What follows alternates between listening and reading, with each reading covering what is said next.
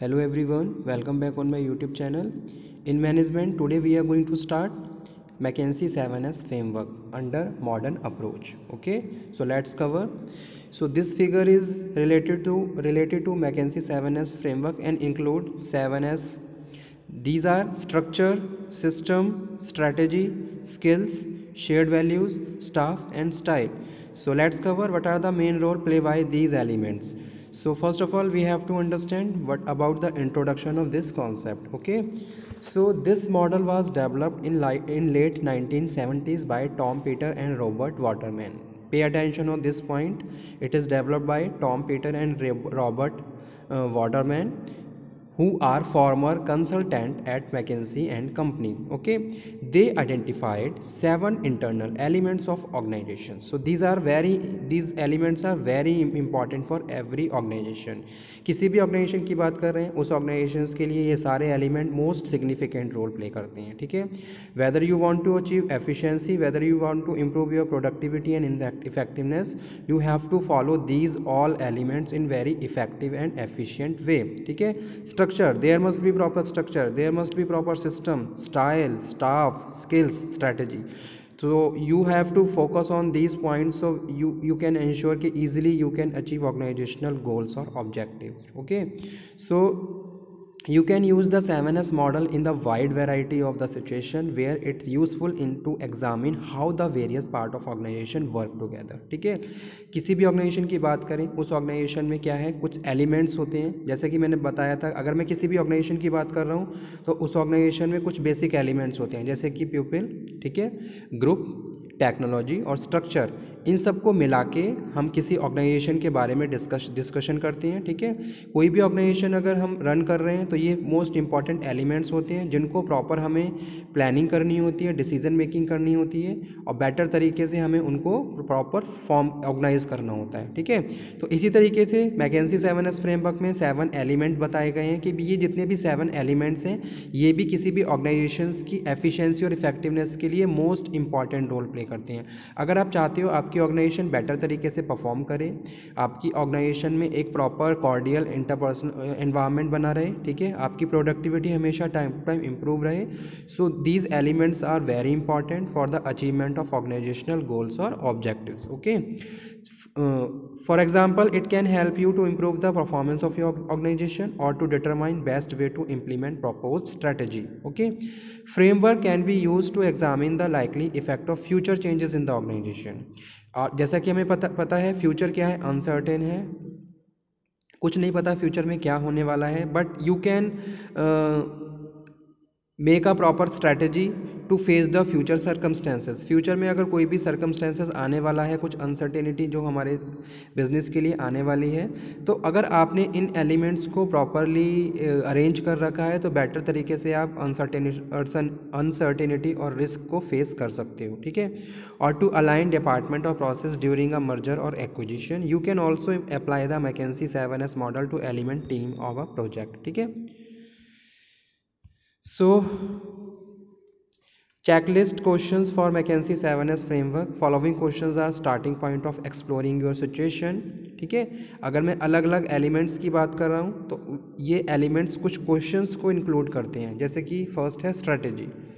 Now what is our strategy, हमारी क्या strategy होनी चाहिए. अगर मैं कोई भी ऑर्गेनाइजेशन की किसी भी ऑर्गेनाइजेशन की बात कर रहा हूँ, that organization must be implement formulate and implement a strategy. ठीक है, आप स्ट्रैटेजी को फॉर्मुलेट करें, स्ट्रैटेजी को इम्प्लीमेंट करें और आपकी स्ट्रैटेजी दूसरों से डिफरेंशिएट होनी चाहिए, so easily you can do something different. Okay, first question है व्हाट इज़ आवर स्ट्रैटेजी, हमारी स्ट्रैटेजी क्या है. How do we intend to achieve our objective, कैसे हम अपने ऑब्जेक्टिव अचीव कर सकते हैं. How do we deal with competitive pressures. ठीक है, मार्केट में बहुत सारा टफ कंपटीशन है, अब कैसे आप अपने कॉम्पिटिटर्स को compete कर सकते हो, तो उसके लिए ये ऑब्वियस है कि आपको कोई फ्रूटफुल स्ट्रैटेजी बनानी होगी.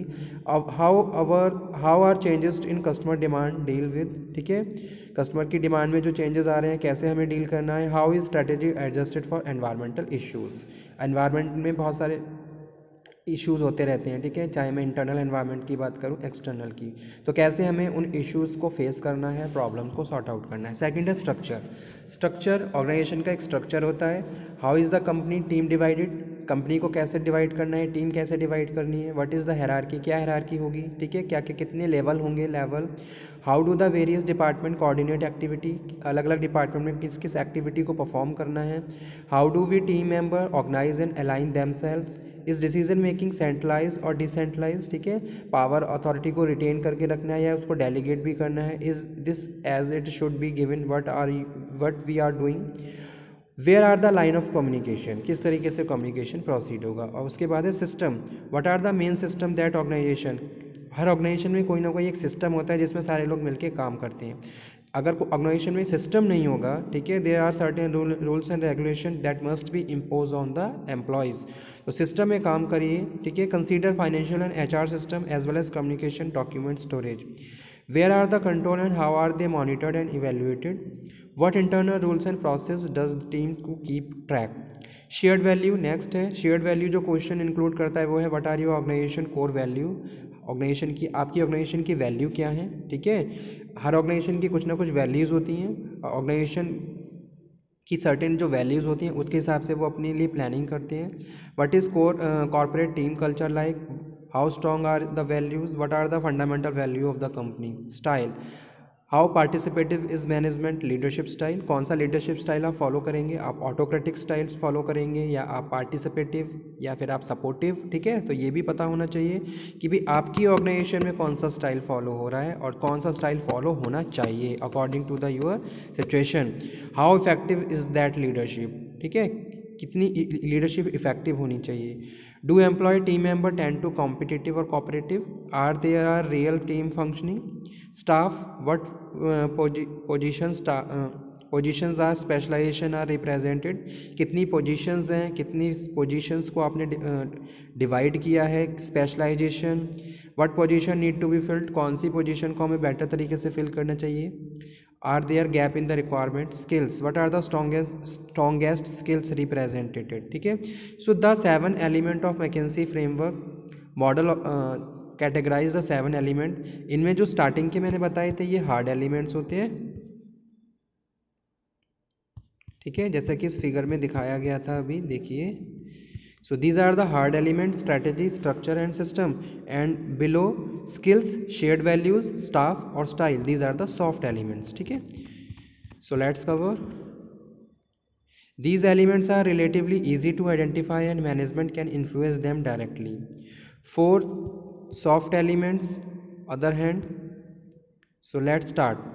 Strategy, this is your organization plan or building and maintaining competitive advantage over its competitors, ठीक है। कैसे आप अपने competitors को compete करोगे, कैसे अपने कॉम्पिटिटर्स को compete करके आप अपने ऑर्गेनाइजेशंस को की प्रोडक्टिविटी को इम्प्रूव करोगे। So it is based on certain kind of strategy, you must be follow a different strategy to compete your competitors, ठीक है। अगर आप चाहते हो मार्केट में बेटर तरीके से स्टैंड करना तो आपको एक फ्रूटफुल स्ट्रैटेजी को फॉर्मुलेट करना होगा और बेटर तरीके से उस स्ट्रैटेजी को इम्प्लीमेंट करना होगा, ठीक है। तो जो फर्स्ट एलिमेंट है वो है strategy, there must be a proper fruitful strategy follow in the organization. Second one है स्ट्रक्चर, ऑर्गेनाइजेशन का प्रॉपर स्ट्रक्चर होना चाहिए।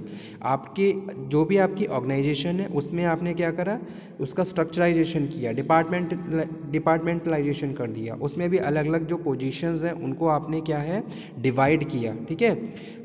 This is how your company is organized, how department and team are structured including who reports to him, और आप better तरीके से ये भी क्लियर करके चल रहे हो कौन किसके अंडर में काम करेगा और कौन किसको रिपोर्ट करेगा, अथॉरिटी किस तरीके से फ्लो करेगी और रिस्पॉन्सिबिलिटी किस तरीके से, ठीक है। नेक्स्ट जो इंपॉर्टेंट एलिमेंट है वो है system, the daily activities are procedure that staff use to get the job done, ठीक है। तो जो भी हम day to day task perform कर रहे हैं उनके लिए एक सिस्टम होना चाहिए, certain rules and regulation must be imposed on the workers so easily they can perform their duties and responsibility in very effective manner, ठीक है। एक सिस्टम में काम करना है सबको।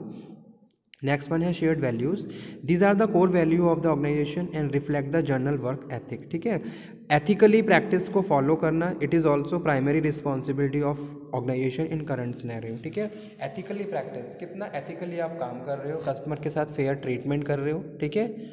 तो वो यहाँ पे हम बात कर रहे हैं कि भाई हर ऑर्गेनाइजेशन की कुछ ना कुछ वैल्यूज़ होती हैं जिनके हिसाब से वो अपने ऑर्गेनाइजेशन के लिए प्लानिंग करते हैं, डिसीजन मेकिंग करते हैं। नेक्स्ट है style, the style of leadership adopt, कौन सा लीडरशिप स्टाइल आपने अडॉप्ट किया हुआ है, ठीक है। जैसे करंट सिनेरियो की बात करें तो you have to follow supportive leadership style. whenever we are talking about the leadership, that leader must be proper, ठीक है।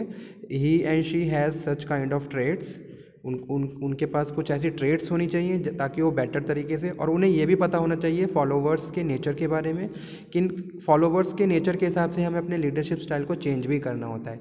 सभी फॉलोवर्स को हम सेम लीडरशिप स्टाइल से फॉलो नहीं कर सकते।